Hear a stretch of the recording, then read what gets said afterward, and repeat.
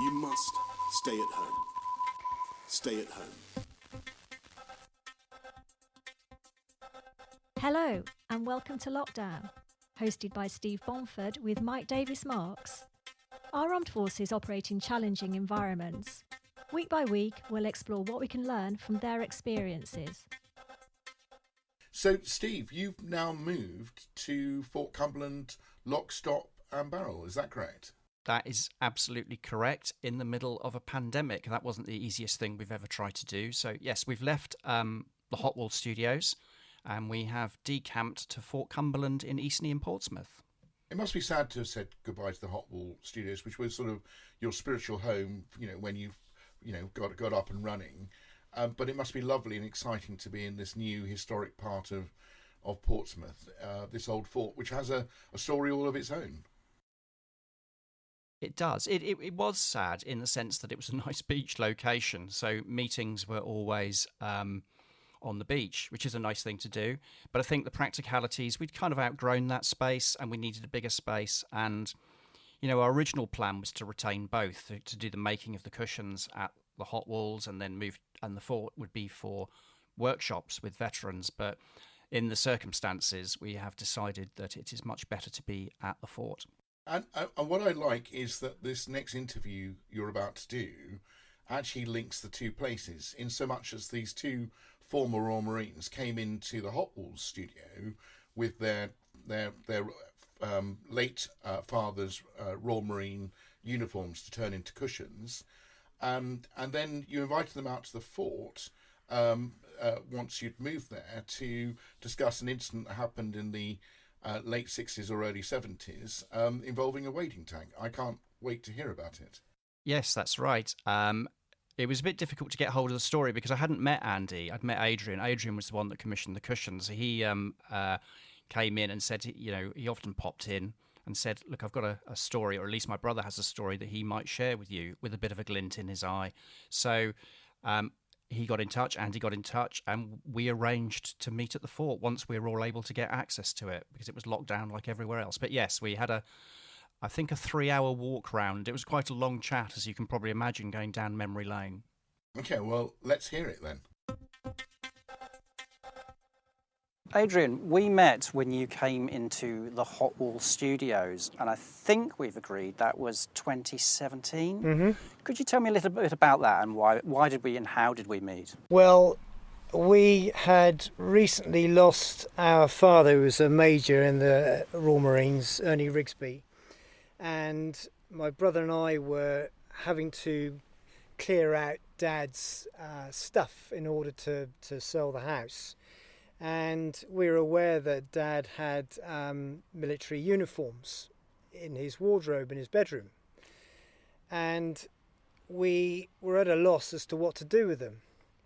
Anyway, I went past a company of makers one day and I noticed that there were what appeared to be cushions made out of military uniforms. And it caught my eye. And I decided to go in to have a chat with you and Rachel to find out a little bit more about your setup, because I was intrigued by these cushions. Anyway, we had a long chat, didn't we? And I came to the conclusion that it might be a good idea to have my father's Blues and Lovetts uniforms made into cushions. With the various insignia and relevant bits and pieces added to make the cushion a unique item. So that's what we did. So Rachel did a fantastic job with both Blues, Lovetts and mess dress, my father's uniforms, and so that was great. Come forward a couple of years, and Steve has invited my brother Andy and I here at Fort Cumberland. The reason for that is our father served here as a captain back in the mid-60s to 1973. And I remember actually mentioning to you, Steve, an incident that happened here at Fort Cumberland involving my brother when he was a young teenager. This event took place and was involved with a military wading tank, which is based at Fort Cumberland here, where waterproof Land Rovers are tested for their waterproof capability, and they're driven through a wading tank full of water. So my brother was given an opportunity at a tender age of 15 to drive a Land Rover through this wading tank. So I wasn't present when this happened because it went a little bit pear-shaped. So perhaps if I pass over to Andy, who's with us today, and he can fill us in with a little more detail on that incident. Wow, I think you've missed a career there. What a seamless link that is. Thank you very much. Andy, the guilty party by sounds of things. So this wading tank, you're going to need to explain for our listeners what a wading tank is and why there's one at Fort Cumberland and how you got involved with a wading tank. Okay, Steve. So to go back to the role of Fort Cumberland, our father was here between 1965 and 1973. Initially, his role was he headed up the driver training that took place here, driver training for Royal Marines, and then went on to become the workshops officer at what was called TTW, Technical Training Wing. So part of Technical Training Wing's function was to train military drivers, but also in techniques which required the use of amphibious vehicles, that being vehicles that are prepared to be launched from landing craft ashore, a major role of the Royal Marines. So here at Fort Cumberland there was a wading tank. So a wading tank is a brick feature. It's almost like a narrow swimming pool with a ramp at each end. If you can imagine a small swimming pool where you could drive into it. What a thought. Anyway, this particular incident took place, and I just recently found an old diary of mine, on the 17th of September 1970. I was just over 15. My father, being a motor transport officer and heading up driver training here, had been able to teach me to drive, and of course, like any 15-year-old, even now, I was mad keen to learn to drive, and there were facilities that enabled me to, get my hands on the old man's car and, drive. For instance, around here, there was so much space I could sort of practice, and I'd also been able to get into some of the military vehicles, accompanied, of course, all very unofficial. It seems that seems to be painting a dark picture, doesn't it? I hope that doesn't come over as that way, but. On this particular occasion, it was a weekend, it was a Saturday, TTW had a link with the police driving school in Hendon, the Metropolitan Police Driving School, and they had a reciprocal arrangement whereby every year 8 senior Royal Marine instructors could go through one of the police road training courses, police driving courses, and in turn the police would come to the fort and go through cross-country driving techniques, most of which took place up at Borden and Longmoor. So they had this very tidy arrangement between the Met Police and the Royal Marines. And on this particular occasion, the Met Police, I think there must have been about 15 of them, were invited down to the fort to have a tour. It was very informal. They'd get a chance to sort of look at the sort of workshop facilities, the driver training sort of processes. They received a couple of presentations, a buffet lunch. I remember distinctly we went on the 30-metre range. Used to be a 30-metre range here outside of the fort, out near the road, where the police were given an opportunity to, and myself included, to fire 9mm pistols and 9mm SMGs. I remember that very clearly. I was so excited about that. But also to get an opportunity to drive 2 prepared waterproof Land Rovers. So these Land Rovers were all stripped down. So if you can imagine basically the chassis, engine, the engines were waterproof, which enabled them to wade in up to 1.5 metres for a duration of just some minutes, and this was to sort of represent a Land Rover coming out of a landing craft and assaulting a beach. So these were very carefully prepared, and there was a technique to driving these through water, because once you're in the wade tank, all that's visible is just the air intake, the exhaust, and the driver's head. Literally, you'd be sort of lifting your head to breathe, and with the vehicle underneath you. The police contingent were having a presentation. Dad thought it'd be a great idea if one of his marine instructors took me through the wade tank, which he did. He then said to the Royal Marine instructor, he said, look, the lad can drive. I'd like you to give him an opportunity to drive through the tank, to which this Royal Marine instructor agreed. And I went through a couple of times in the long wheelbase. No problem at all. Hugely exciting. There's me in a pair of swimming trunks, the instructor in a dry suit, and we go through. The instructor then invites me to take the short wheelbase through. Excited, I climb into the short wheelbase, we started up. The police contingent are due any minute. They're going to be rounding the corner to have their shot at this. I come around, it's a tight 180-degree turn.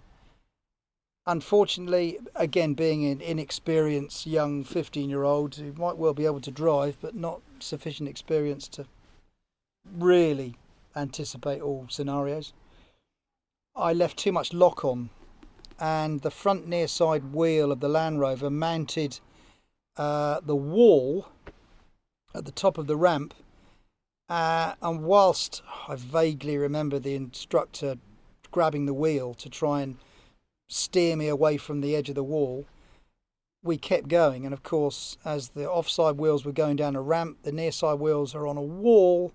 You can maybe imagine the scenario. And we overturned into the wade tank. So we were both thrown out of the vehicle. The vehicle sank upside down. All that was visible was, I think, one of the rear wheels.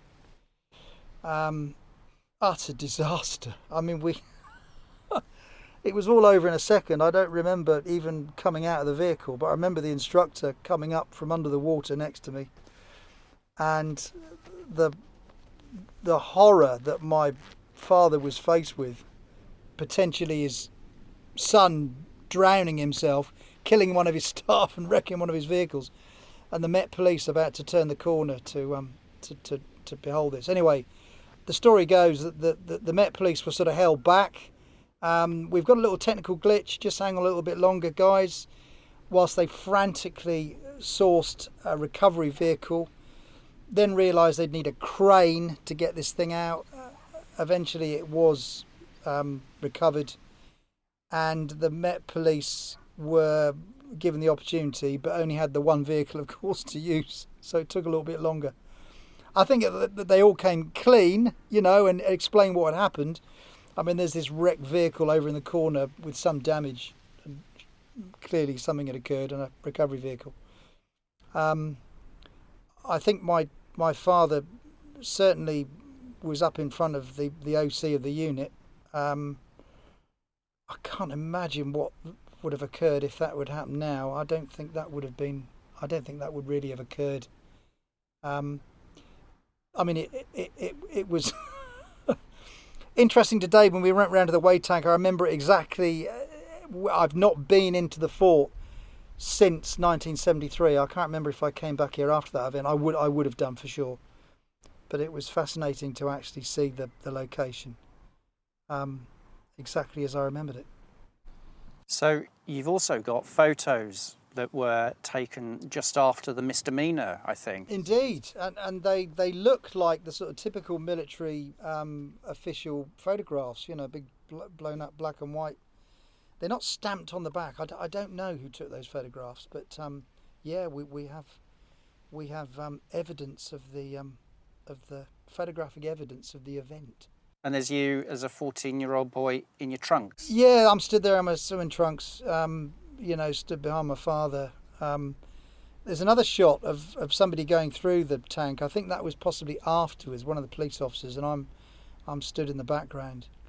I really don't remember what the aftermath was. I can't really remember what my father said to me. I guess it was incredibly difficult for him on the day. There was no secret made of what had occurred.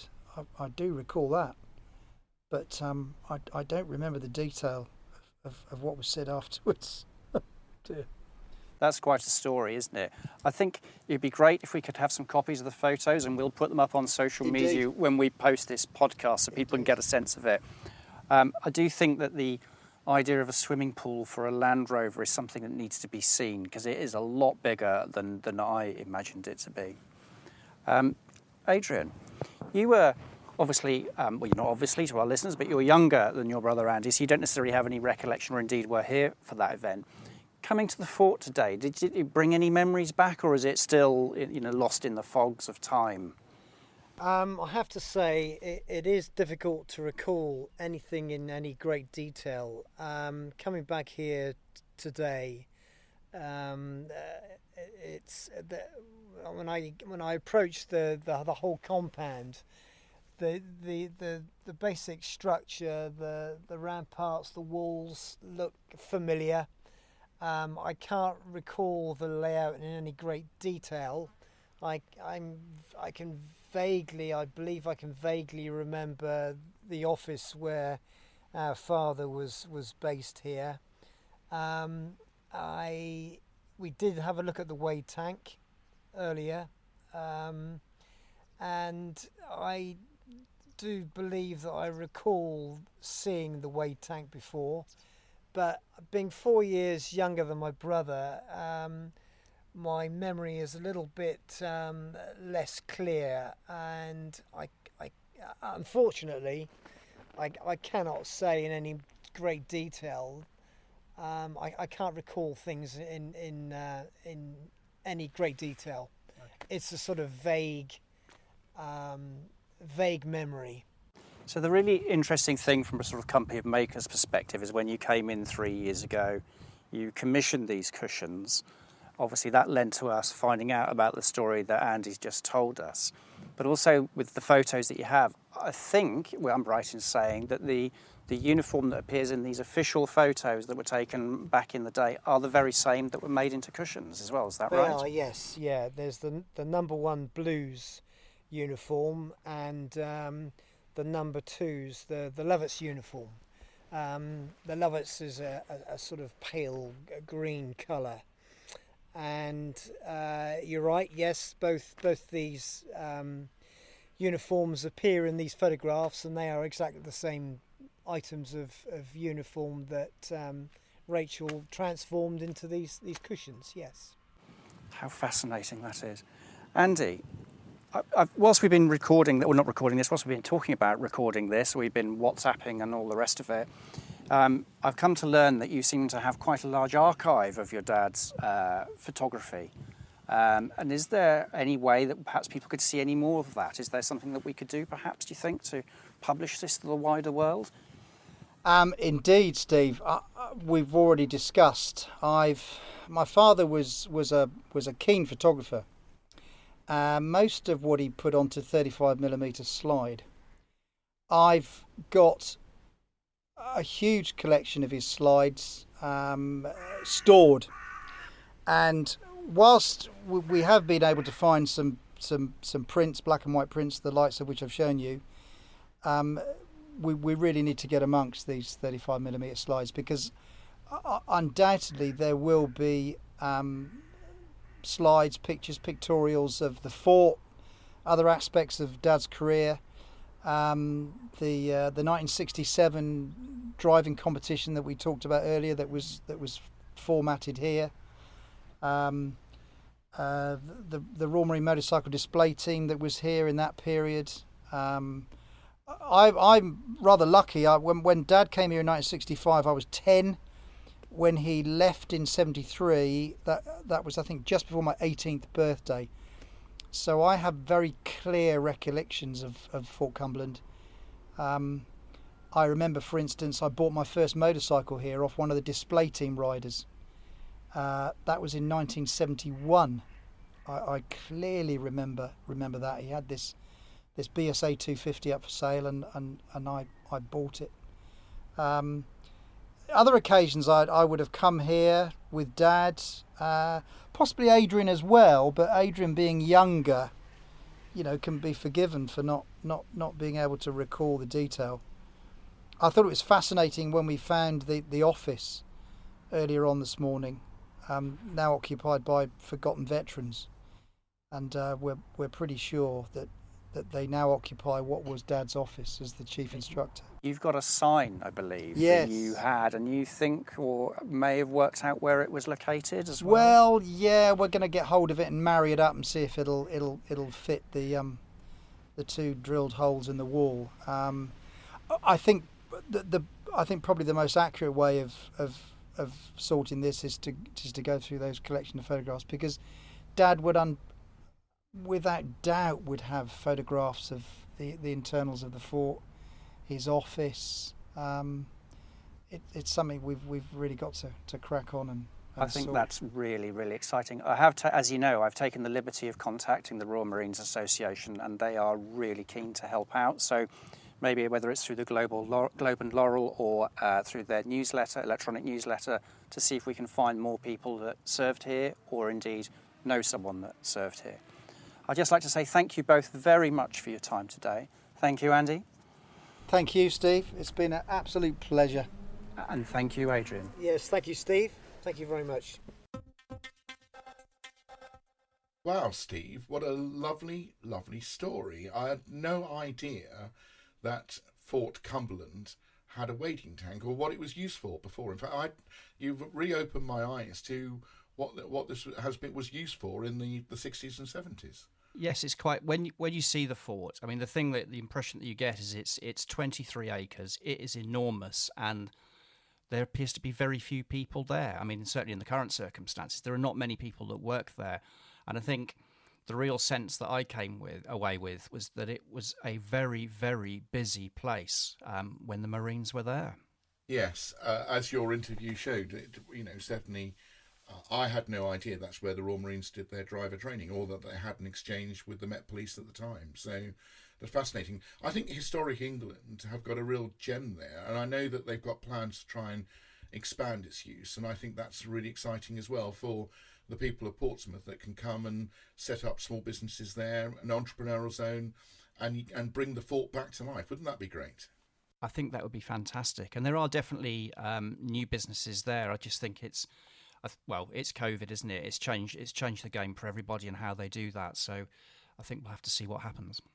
Well, like most things, Steve, company makers are leading the way. So it's great to see you there as one of the early businesses there, and it'll be great to see more businesses get there. Anyway, turning to the interview, how fortuitous that you got both brothers to come along and reminisce about their days as small boys. When their father was in charge of driver training there. Yes, it was. I don't know how much Adrian remembered. I suspect after he'd been there, he would start to remember more. But it was Andy's Wade tank incident. Obviously, it was the highlight event. But I think there were probably lots of things going on there that I think they alluded to a few other stories that aren't perhaps repeatable, shall we say. So yes, I'm sure there was lots of shenanigans going on at Fort Cumberland. Well, I think you said that Andy was 4 years older than Adrian. So Andy was 14 and Adrian was therefore 10. So actually, but they spent their formative years there. What's interesting is that what he was allowed to do then, or got away with, wouldn't almost certainly be allowed to happen now. The health and safety agenda is a cog that only goes one way in terms of tightening up. It never goes the other way. So. It happened in the late 60s, early 70s. It would never happen these days, I suspect. No, I can't remember if he said this in the interview, but they talked about how they were the visiting Metropolitan Police officers. So this is all quite senior, as you can imagine, were stalled by being offered more and more sandwiches and cups of tea whilst they fished the Land Rover out of the wading tank. And this all happened through happenstance because they served in the Royal Marines and their father served in the Royal Marines. And when he passed away and they were unearthing his uniforms and wondering what to do with it, they happened to catch your eye in terms of company of makers, came in, or you said it, I think Adrian did, and discovered that they could, remember their father through 3 sets of uniforms, which you turn into beautiful cushions. So you would never have known about this story had they not wanted to, preserve their father's memory through his uniforms, which is what obviously company makers do. Absolutely. And of course, at that time, when Adrian came in, we hadn't even been to the fort. I mean, obviously knew it was there, but we certainly weren't in any discussions about using it as a place to run workshops. So that was quite serendipitous as well. And of course, those uniforms, or one of the uniforms, actually features in some of the photos that Andy brought with him to show us. So we'll post some of those on Facebook, actually, because he's given us permission to do so. So that'd be quite interesting. So yes, it was very, very serendipitous. And did you know when they were doing the uniforms anything about that Fort Cumberland had a weight tank, or they'd had this adventure, if I can call it that, at the time? No, not at all. It wasn't probably until a year after Rachel had designed and made the uniforms, because Andy would often pop in, because he was in and out of Portsmouth. He lives Bournemouth way, and he would always just pop in and say hello. And then he mentioned that his brother might have a dit that he might want to share, and that's when we found out. So we really only found out about the Fort Cumberland connection less than 12 months ago. But here you are. You've just moved from the Hot Walls to Fort Cumberland. You invite, I think you invited Andy along, and Adrian turned up as well. You walked around Fort Cumberland, saw where the old wading tank was. It still is, but it's obviously drier now. I think you said there were some weeds in the bottom, and you've now seen the photographs of what happened, including that upturned photograph of the Land Rover, which you ought to put that up for a caption contest. I think that you get some very amusing comments on that. We will do that, definitely. I mean, I don't know how big this archive is, but I think there's a lot of photos, and you've not obviously if you haven't seen the photos, but Andy is in the photo looking rather sheepish, standing there in his swimming trunks, sort of looking at the wade tank. I mean, this is it's very deep, so you've got a Land Rover upturned with just literally the wheels, sticking out the water. Heaven knows what he must have been thinking at that point. Well, I think sheepish is one term. I had another thought in my mind, and of course his father, who allowed this to happen, in fact encouraged it to happen, with the Met Police sort of just around the corner about to turn up. I'm imagining what he was thinking as well, and we don't know what happened subsequently, or at least they don't know. The brothers don't know, but it would have been at the very least an interview without coffee, as they say in the Navy. Sorry, an interview? What? An interview without coffee. So an interview without coffee is standing up, sort of getting a telling off, is the polite way of saying it. An interview without coffee. I shall remember that. That's a good one. But so if you ever get invited to an interview without coffee, it's not generally good news, is what I'm saying here. I understand that. I think I may have been invited to lots of those without realising that's what they were called. Oh, I can black cat you on. I think a regular feature of my calendar in my naval service has been interviews without coffees. I'm probably an expert at them, actually, to be honest. Probably why I don't like coffee very much these days. Don't get offered it very often. Sounds like it's just as well, really. Yeah. So that's a great story, and I think what's interesting about it is that you probably scratched the surface, or the tip of the iceberg, in terms of what other historical. You said that one of the brothers was a keen photographer, or was it the father? And he's got this collection of 35mm slides that need to be somehow, brought back to life, digitized, so that we can see some of the historical gems that he captured during his time. Yes, so the dad was called Ernest Rigsby, and he was a keen photographer, as you say, and cinefilm as well. Apparently they've got quite a lot of that. So what we would like to do, if the brothers so agree, is try and put on an exhibition of all these photos, obviously scan them, digitize them, maybe the cine. No idea how we're going to do it, but I think it would be so cool to do. Yeah, fascinating. I mean, I used to be an amateur photographer. I think you know this in my younger days, and most of my early, pre-digital is all on slides rather than prints and negatives. So I've got books and books of these which haven't seen the light of day for many years. So I'm quite keen to actually digitize them and find out what I did in Mallorca in 1972 or whatever it was. I don't want to know anything about the 70s, thank you very much. Were you born then? I was I was born in 1966, so you can, obviously to celebrate the World Cup win. I keep forgetting what a spring chicken you still are, Steve. Why, thank you. You don't have to thank me. So, great story, really. All came about because company makers were doing what they were doing, helping cherish memories through the turning of uniforms into other items that can be, presented. And the story came from that. And it also ties in with the fact that you've moved from the Hot Walls to Fort Cumberland. What a brilliant interview. Thank you. I think one thing, though, I'd like to mention is that we've been keenly aware since we've been making, or certainly Rachel's been keenly aware of since we've been making these items, that all these uniforms that we turn into cushions are all imbued with stories. Some are hilarious, some are obviously quite serious, some are probably made up. And we'd never really found a way of being able to tell those stories. So we'd kind of coined it, if these uniforms could talk. So it's almost... well, not almost, it's completely serendipitously, we have managed to get a uniform to talk through Ernest's sons, Adrian and Andy. So could you, I'm just thinking off the top of my head now, could you put a little pocket on the inside of the cushion and have the stories, printed so they could be put there, a bit like a time capsule.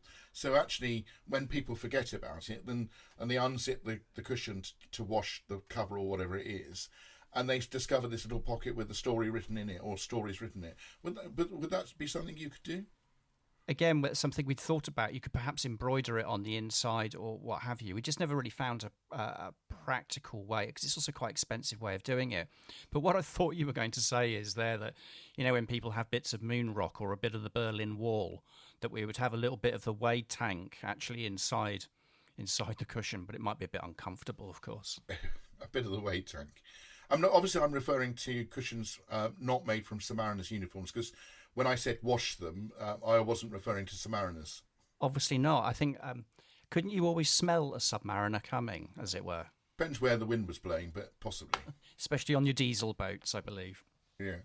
Well, water is at a premium, particularly in the diesel submarines, but even the act of getting rid of it, pumping it overboard, this is the slops, is noisy evolution, and a submarine's trump card is its ability to stay quiet. So you would only want to do noisy evolutions when A, it was operationally safe to do so, and B, as for a shorter period of time, because you don't want to give the submarine's position away. That's its modus operandi. Do you still use that excuse now you've left the Navy? What, not washing or not pumping the slop drain sewage overboard? I live in a modern house and the loo flushes normally, so I don't think it's a problem anymore. The wonders of modern housing. Indeed.